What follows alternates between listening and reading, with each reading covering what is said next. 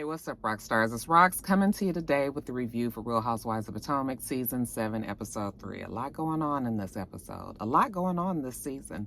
It's going to be a long one, you guys.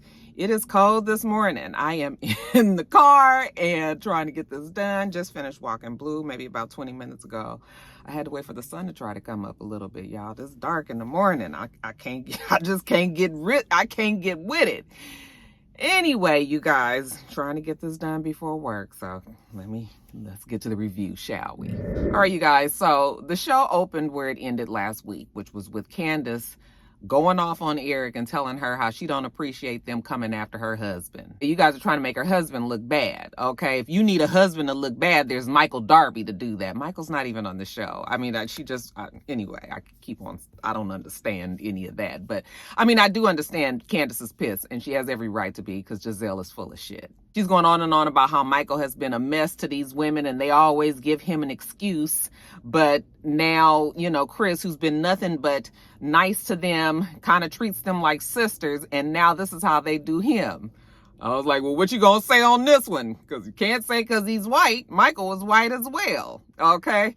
Child, you know how they like to pull the race card on this show. Anyway, she doesn't appreciate it. She's pissed. Okay? And she tells Eric, you better keep every bit of this fourth wall in my part. I want everybody to see this, okay? And then she goes and gets her purse and she leaves. She says she got shit to do. She got too much to lose. She can't be fucking around with these bitches lying on her husband, okay? Now, of course, the girls are all like, what's going on?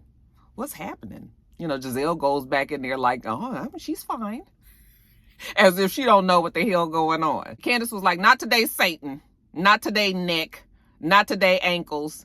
The thing with Giselle is the bitch has super thick skin. Like, there's really nothing you can say about Giselle that really gets to her. That's why she's like she is a housewife that is going to be around for a long time because she doesn't give a fuck.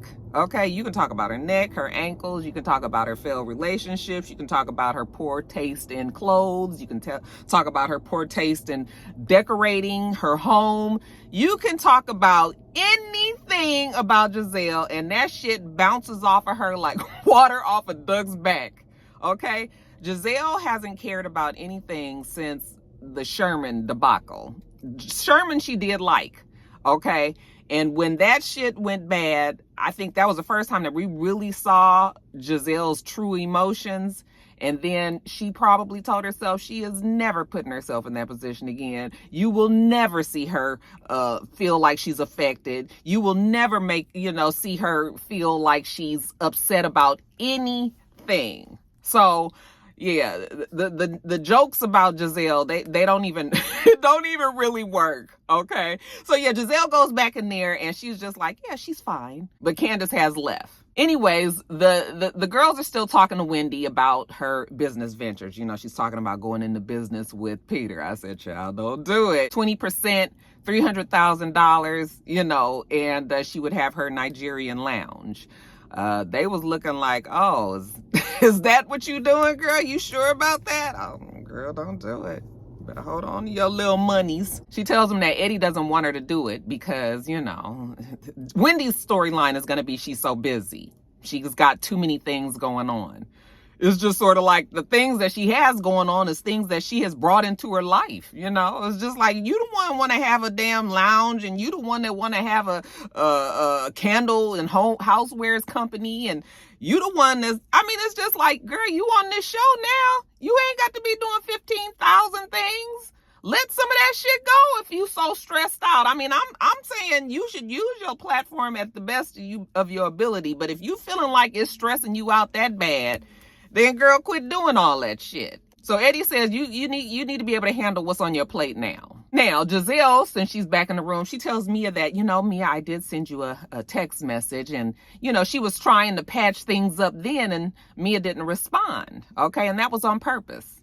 So while they're about to get started, Robin was like, why don't y'all go to another room so y'all can discuss? Okay. So now Giselle gets up with Mia and leaves. And while they were gone, they're still talking about Mia. Like Ashley was like, well, it is true that all of us were pretty curious about her status. Her post was pretty vague, and, we all were wondering what was going on. Wendy was just like, well, I'm coming from a different place because she just had a friend that died from cancer. So she, doesn't feel like she needs to be putting the pressure on Mia because, she had a friend that went through this. And she feels like Mia wouldn't lie about something that's so dark. Robin was just like, all we're saying is that she put this stuff on social media, but she didn't really say that it was cancer.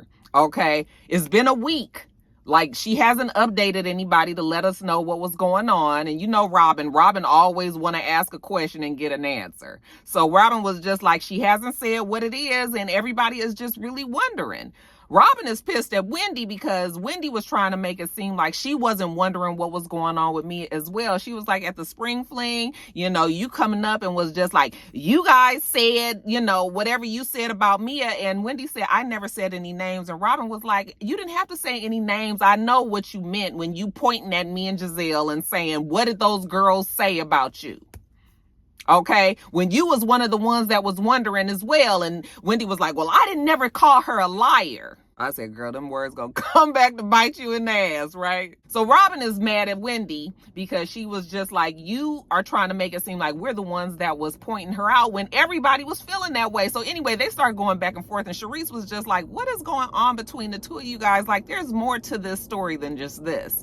Yeah, Robin is still pissed at Wendy about what happened last season. Remember how hard she had a hard time trying to get over what happened with Wendy, and she ain't trying to get over it still. Okay, so Wendy and her arguing. Wendy was like, you need to stand 10 toes down, what you said. And Robin was like, I'm standing on what I said. I'm standing on my truth. I know what I said, and I meant what I said. Okay, and she's all up, and Wendy was like, sit down.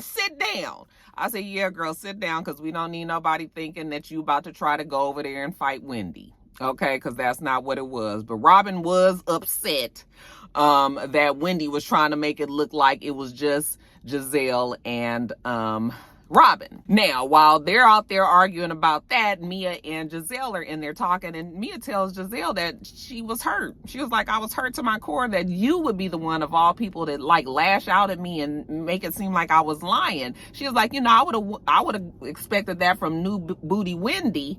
Of course, okay, but not you. Like, damn, can a nigga get a little bit of a break?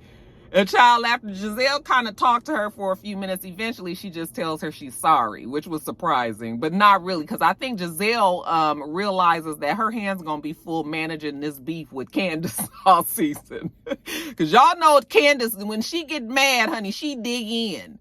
All right. And Giselle ain't gonna be able to be going back and forth with Mia and with Candace. So you know what? Let me just go on and squash this shit now, because I done already dropped the bomb on Candace, and that's gonna be more than she can handle. All right. So she tells her sorry, and and Mia was like, wow, I didn't expect that. I said, that's because it wasn't part of the plan, but here it is. Okay. So Giselle was like, I'm gonna give you a hug. Let's hug it out. Okay. So they hug it out. That's squashed. So they go back in the room, and in the middle of Robin and Wendy in the middle of their fight. So, once we try to get Robin and Wendy calmed down, Ashley asks Mia, so are you okay? And she says, yeah. She says, so do you have cancer? She says, no, I don't have cancer. I do still have the lumps. My lymph nodes are swollen. I'm going to have them removed, but she's not getting that done right now. I'm assuming she's probably going to wait until they finish filming for the season. So she says she's going to wait until August. So Robin was just like, you know what, Mia, I do want to get to know you better. And Mia was like, I appreciate that, child. We've been trying to get to know Mia better for 2 damn seasons now. It's just sort of like, why is it that Mia is such a damn mystery to everybody? Because Mia lies quite a bit.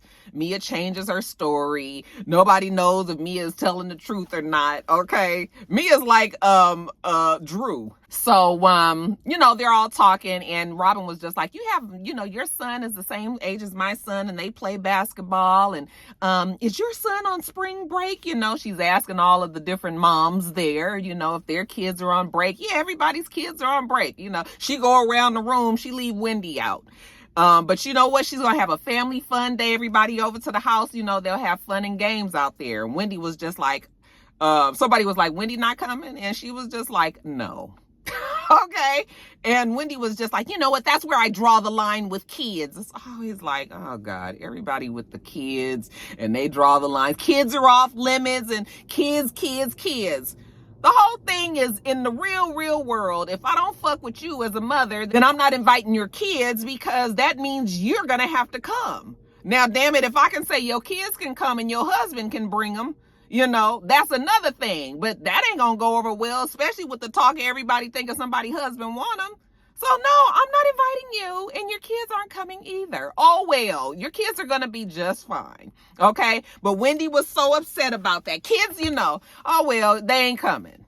I don't really care about that either. And Robin says she don't care either. She's like, I'm not inviting somebody that I don't like over to my house. And that makes perfect sense to me. Anyway, the day is over, okay?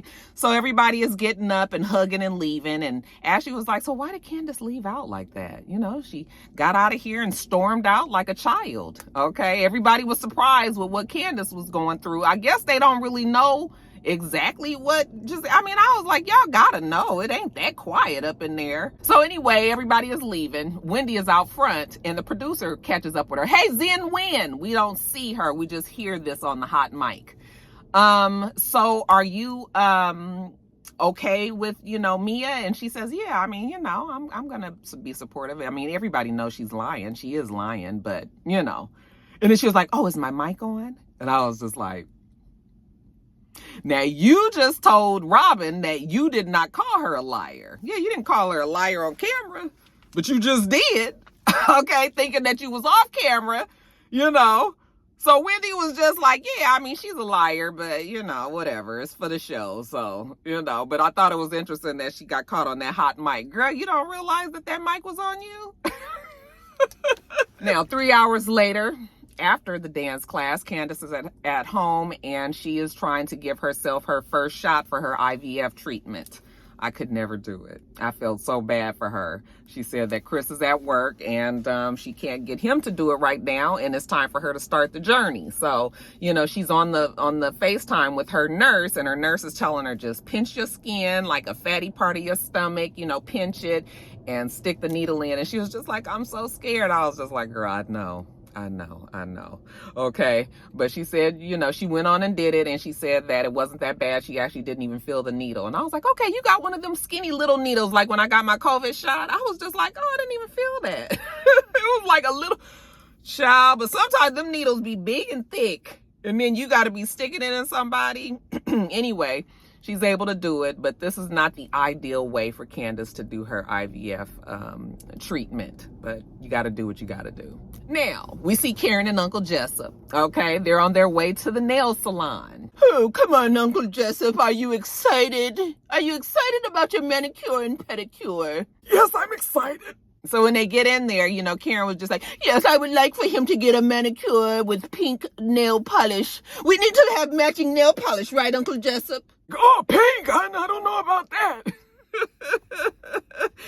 Anyway, you guys, they sit down, and before they start talking, Karen tells us in the confessional, I was very sad to miss Ashley's dance class. But when you have 102-degree fever in a pandemic, you go get checked out, because my national treasure is at the house, and that is Uncle Jessup.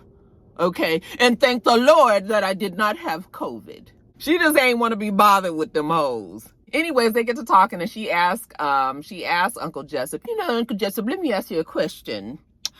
Do you have a problem with my new breast? Are you jealous that other people might be checking out your wife? Are you insecure about it?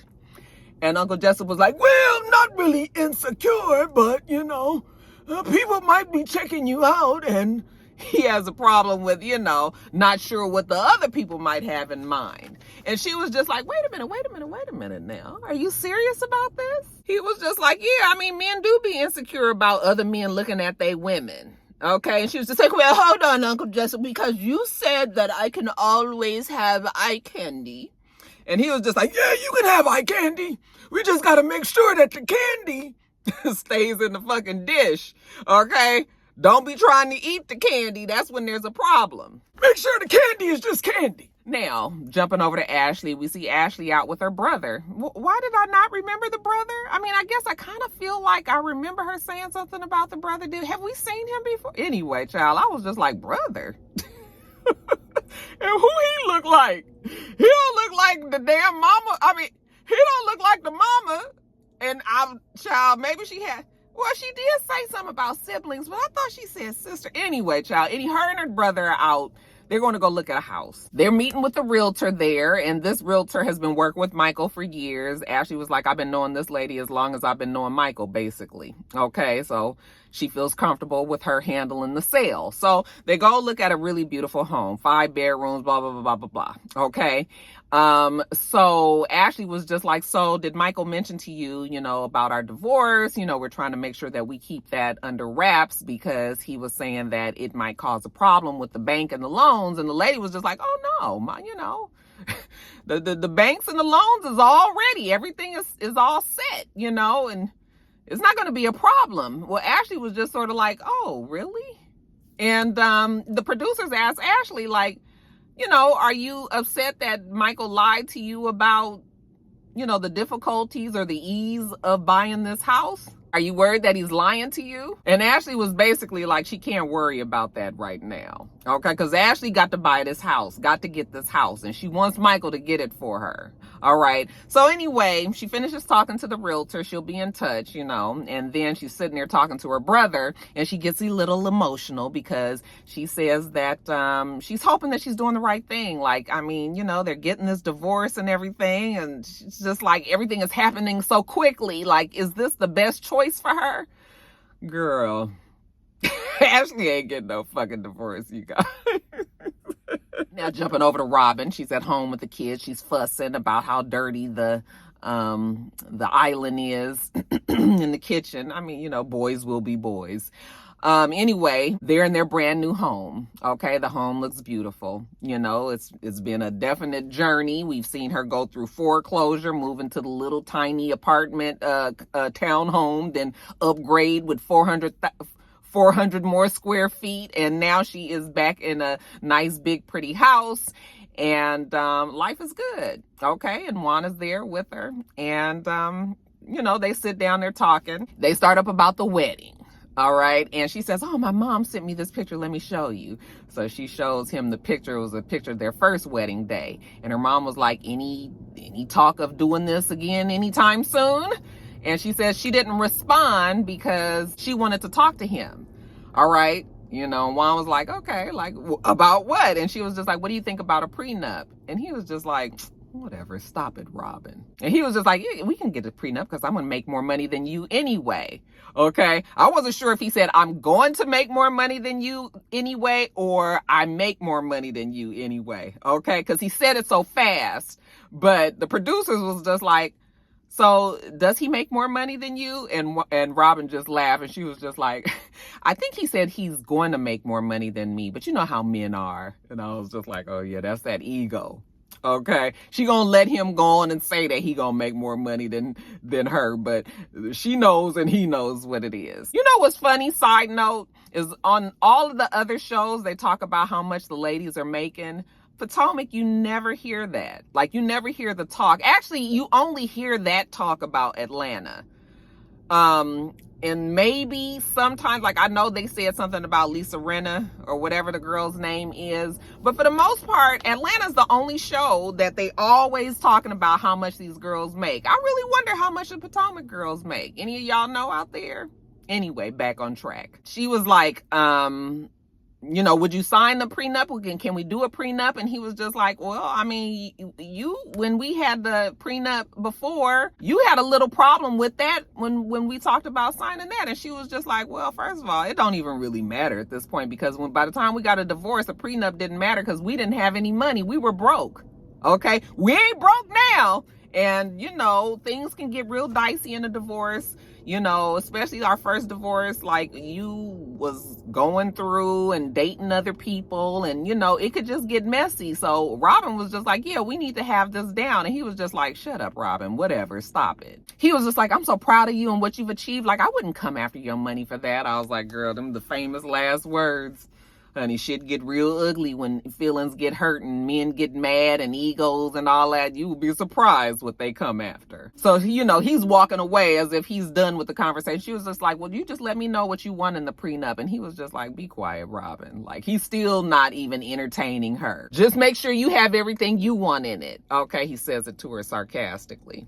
Y'all gonna get this prenup or y'all ain't getting married. And really, I don't think neither one of them want to get married. Now, next, you guys, we see Wendy going to the doctor. Wendy said that she's been suffering from hair loss ever since she had her, the last baby. And so she's trying to see what she can do about it. So when she sits down with the doctor, she tells her that it's falling out and that it's worse, like in the crown area. So the doctor was like, well, what's going on? What's going on in your life right now? Wendy says she feels like her body is breaking down because she's just so stressed out. She's got so many things going on. And the doctor was just like, well, stress will break down your hair issues and make it worse because, when you are stressed and your body is already taxed, then it pulls from wherever it needs to get what it needs, okay? So it's pulling the nutrients from your hair because your hair at the end of the day is not as important as the other things that's going on in your body. And that makes your hair react and makes your hair fall out. And Wendy was just like, oh my gosh, like, how do I get rid of stress? That's all I've been knowing all my life. My mom was a single mother. She was stressed. Mama didn't pass down the stress to Wendy. The doctor has a treatment for her. You're going to have to get on this regimen. You probably going to grow some facial hair. I was like, girl, you about to be on biotin or, about to give you some sort of Rogaine for women or something. But, Wendy was just like, Lord, I don't need that. I was like, girl, we done all been there. Okay, that biotin, it does work wonders, but you get hair everywhere, under your arms, your eyebrows, your mustache, your beard, chin, neck, top of your head. And then the bad thing about biotin is the minute you stop taking it, then the shit all fall out again. So it's one of them things you got to be on for the rest of your life. Now let's jump over to Mia and Robin. Okay, they go to lunch without the other green-eyed monster. I said, look at Robin stepping out by herself. She ain't with Giselle. What's this about? So after they meet, Robin thanks her for meeting with her. And she was just like, I know you felt a way about, what happened at Karen's party or what happened after Karen's party. And she just wanted to make sure she felt, that she was feeling okay because, she kind of felt bad about the way that Giselle approached her. Giselle just kind of ambushed her. Is this the way no cancer looks? Robin just wants to know what's up. So Mia explains to her about the lumps and the bumps and, how she has this tissue that they've got to get rid of, that they did do the biopsy but they haven't removed the lumps, and that that's going to be coming soon. Robin was just like, yeah, see, the problem with how you said everything is, on social media, you can't always just give the news and then not give updates. So when you don't tell everybody what's going on, everybody is just sort of like, what's happening? Like, she said she was sick and now she ain't around no more. The sun is casting a strange shadow on my face, y'all. And so she just wants to know what the update is. And Mia was like, well, that's fine because I'm an open book. Okay. But basically Mia tells her, no, I don't have cancer. And it just turns out that I have an autoimmune disease. Robin says she just feels like the story blew up in her face. Okay. And now Mia's just got to try to gather the story back together. It's just sort of like whatever. Okay. If that's what Mia says, then that's what Mia is. So then they move on to Giselle and Chris. And, Robin is just telling her, the reason why Candace had stormed out the way that she did because Giselle had then told her that Chris was trying to, not trying to hit on her, but she felt uncomfortable. So she tells her the whole story about how they went to go talk in the room and nobody was in the room. And Giselle said she felt uncomfortable and, that she wasn't sure if he was trying to push up on her or whatever. And I just really don't like what this son is doing. Gosh. And she was just like, oh. And that's worse, huh? She was just like, oh, well, speaking of Chris, I kind of have a story too. And Robin was just like, oh my God. Like, what's your story, Mia? Well, at the spring fling, when I was dancing or whatever, he was really staring. I mean, he was staring to the point where it was just like uncomfortable. Like, what are you staring at? And Robin was just like, oh no, I don't want to even hear this. I don't even want to go there. Like, I really like Chris.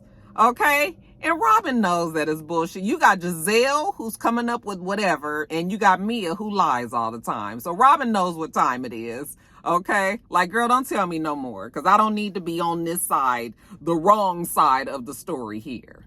When they showed the clips of Mia dancing or whatever, that Chris wasn't even looking at her. So I don't know when she thought that he was trying to, push up on her or whatever. That Mia just, she just be lying. And you can tell they be lies. And you know how I know it's a lie? Because on social media this morning, when I go on Instagram, I see that Mia is apologizing, said that it was the margaritas that was talking and that Chris was not looking at her the way that she thought that he was.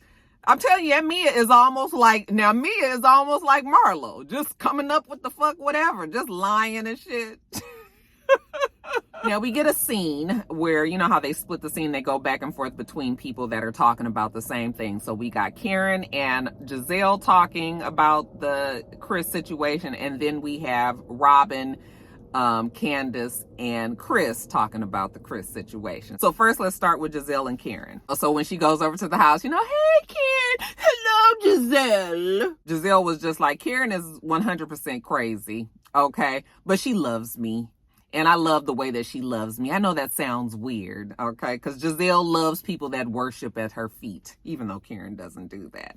Karen says, Giselle and I are trying a new pact. I still don't trust her as, but so far so good. So, they sit down and Giselle is telling her how they missed her at the, sexy TikTok dancing class. And, Karen was sick. She didn't feel well. But, Karen, you know what, Giselle, go on and give me a visual. How did they do? So Giselle gets down on the floor and is showing her what they did. Okay. Then they talk about the situation. Karen says, both Ashley and Mia both relayed to me that you and Candace had a moment. And what I heard was very disturbing about a comfort zone that you did not have with Chris, and that Chris thinks that you are more comfortable than you really were. And Giselle was just like, yes. I think that Chris owes you an apology. Yes. Giselle thinks the same thing. Okay. But I was just like, Karen, Chris doesn't owe her an apology, because why didn't Giselle just say at that very moment when she realized nobody was in the room with her, you know what, I'm not comfortable going in there. I for a fact know that Giselle would say that if she felt that way. Okay. Now the fact that she's making it seem like a damsel in distress and that she had to go in the room because he was pressuring her to go in the room. And then when she went in there, it was just sort of like, girl, she's not going to let the likes of a Chris make her feel uncomfortable. She was just like, thank you, Karen. I was like, Chris was like, I want to talk to you in your room, and then when she got in there, she was uncomfortable. And Karen was just like, well, wait a minute. You and Chris are friends. When did it go from, you guys just talking to you being uncomfortable? Did he say anything? Did he touch you? No, he didn't touch you. Did he say anything? No, because she finally did say that, maybe this wasn't a good idea for them to be in there. And when she asked him to leave, he did leave. What was he even asking her to talk about? Like, can we even get to that? Or did he not even get to say it? But I mean, it doesn't even really matter, because it's just such bullshit. I was just like, Giselle, this is low. This is low even for you. Okay. But I guess she figured that she was going to throw a bunch of shit out there and see what stuck. And this is the one that's going to stick for her. That's why she told me it's sorry. So you asked him to leave. He did leave. You never said anything about any of this at the time that it happened. You wait to bring it up on the show. I mean, it's so clearly a calculated storyline on Giselle's part. Okay. Now, at the same time that this is going on, supposedly we see Chris and Candace out at first. Okay. And Candace is just saying that she feels like, this is her first shot at trying to be a mom, and she's already failing. The IVF treatment isn't going well. I mean, I've heard of many people that have had IVF treatment, and they say it's a roller coaster. Okay. There's good days and bad days, and your hormones are all over the place because you're injecting this in you and you're trying to get it done, and it's high stress. And then the fact that Chris is not always around, and, she needs him to help her emotionally and physically because the shots and all that, like, that's a lot, so she's feeling bad about it. And he was like, don't stress about it, because I'm sure that doesn't help either. She can't produce eggs if she's always under stress. And she was like, well, this shit with Giselle is really stressing me out. It's not really stressing Chris out because Chris knows that he didn't do anything. And here's the thing with Candace. I mean, Candace has every right to be mad, okay, because it is bullshit. But I really, really wish, with Candace being on this show for as long as she's been on now, that she would be a little bit more hip to the game. You know when people are trying to fuck with you. And I just wish that instead of her just being so pissed at Giselle, because Giselle's not going to back down, okay, that it would have been easy for her to just be like, girl, my husband don't want you, and I'm not fixing to give you this fucking storyline, okay? And that she would have been able to just do that and just kind of pay Giselle dust. But the fact that she's gotten so mad and gotten so wrapped up about this, it's probably because she's not really sure how the audience is going to react to this news. Although, Candace, you ain't got to worry, because we 100% are on your side. We believe for a fact that Chris was not trying to mess with Giselle or anything like that. But at the time when she's in it, she can't even see kind of the forest for the trees because she's so mad. But I was just like, Candace, girl, the more mad you're going to get, the more Giselle is going to come. All right. So I just wish that she would have just been like, girl, nobody wants you. But, you know, Giselle has that pretty girl complex. You know, a lot of pretty girls think that everybody wants them. You know, I can think of a few times that Giselle has thought somebody's husband or man on this show has wanted her or made some sort of remark, you know, that they was saying something about her or being flirty or whatever. And it's just sort of like, Giselle, everybody don't want you. Yes, you're a pretty woman and all, but yeah, that doesn't mean that these men are falling all over themselves. So that's Giselle's problem on her end. And then Candace, I just was like, girl, you giving this girl all that she needs. She gonna ride your ass all fucking season. And I can tell she is from the way that Candace is saying all these things in social media. Because Candace is hot. She's mad. She got a lot to say.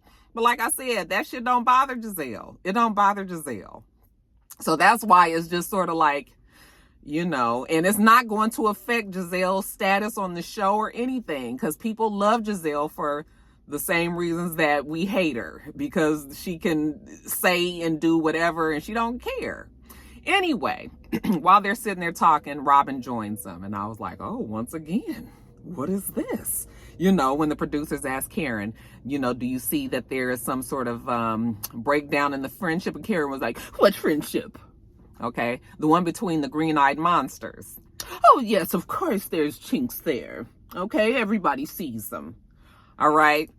Robin is finally getting tired of Giselle's shit, because Robin sits down with them and she was basically like, I don't think that what Giselle is saying is right. You know, why did she wait so long? Like I just said, if she felt that way, she should have said something then. She gonna wait till now, you know, and she doesn't feel like Chris tried to push up on him. It's even more to the story when you hear about it outside of the show. Chris said that really they're using a different picture than what he responded to when he went to the DMs. He said that actually Ashley and Robin was out somewhere and he inboxed Ashley and was just like, you guys right down the street, y'all need to come here. Okay, so it wasn't even the girl that was with Ashley as far as Chris is concerned. He's saying that it wasn't even that picture, that they are twisting it to fit into the narrative of this show. Okay, and making it seem like Ashley thought that Chris might have been trying to push up on her friend, or maybe even her. But she said her friend just to take herself out of that. So anyway, Candace is telling Robin that the only way that she and Giselle can get past this is if Giselle walks it back, like has to walk it all the way back and say that it really didn't happen. But Giselle is never going to say that. As a matter of fact, Giselle tells Karen that she thought that, you know, it's been the 7 days now, and she thought that Candace would have reached out to her and told her, you know, I talked to my husband and he apologized. It just cracks me up how these women on this show just think that they gonna get an apology. Like, no, I'm not apologizing to you because I haven't done shit. Okay? So no, you are not getting an apology. You expecting an apology. That shit ain't never coming. And I guess that means that Giselle and Candace are just not going to be friends, because Candace ain't even going to let Chris try to do it, even if Chris tried to say something to just smooth things over. Candace is not going to ever let him do that, and he shouldn't do it, because Giselle is fucking lying, and Giselle is just trying to make a story, It's just sort of like, So yeah, they are on two totally different pages. It is going to be the Giselle and Candace fight all season. And I guess we'll get some Wendy and Mia sprinkled up in there. But yeah, that's what we about to be on this season, y'all. All right, you guys, let me get off of here. This damn sun, it's just, it ain't. This whole video is going to be wrong because the sun is just coming up. I told you guys I did this before work. So anyway, I'm going to do power today, and I'm going to try to get power up too because, honey, that finale was good as hell.